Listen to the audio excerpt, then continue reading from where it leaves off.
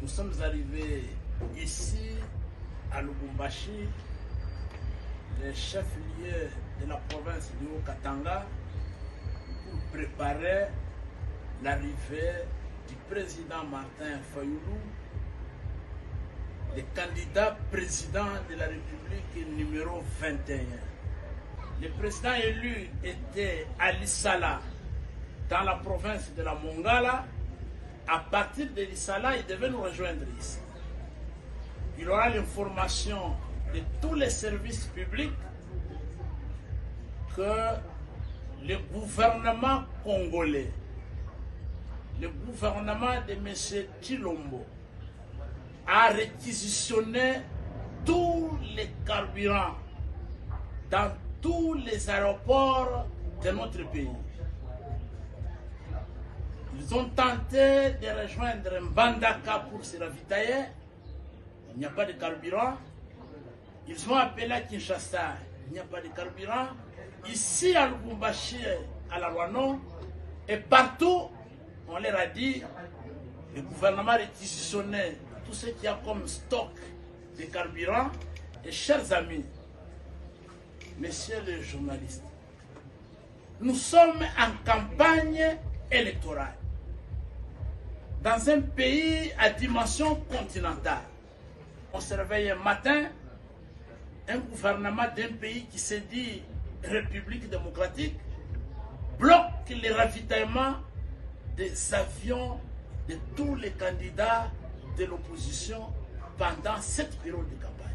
Vous avez vu depuis hier, le docteur Denis Mukwege a publié un communiqué dans lequel il dénonce ces pratiques antidémocratiques ici à Lubumbashi pour dénoncer ces pratiques honteuses, ces pratiques antidémocratiques, ces pratiques d'une certaine période et pour lesquelles nos compatriotes ont versé leur sang dans ce pays.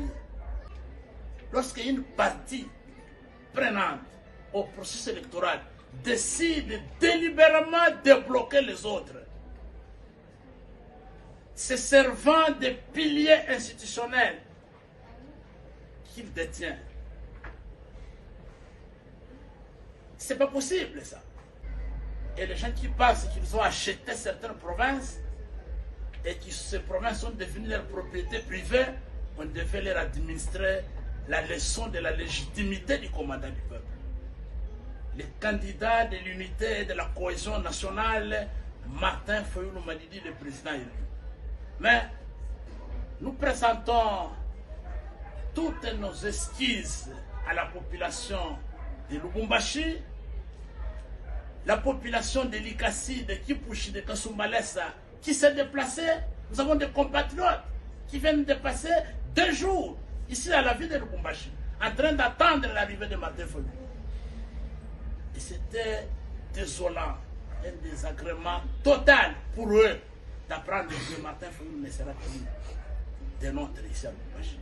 Donc, nous sommes obligés, nous, la délégation, venue préparer l'arrivée du président élu Martin Fayulu, nous sommes obligés, disais-je, de regagner dès demain Kinshasa en attendant que nous puissions mener des pressions démocratiques, des pressions politiques au gouvernement des jouisseurs de M. Tshilombo qui veut se maintenir par des voies antidémocratiques, mener des pressions pour qu'on libère les carburants.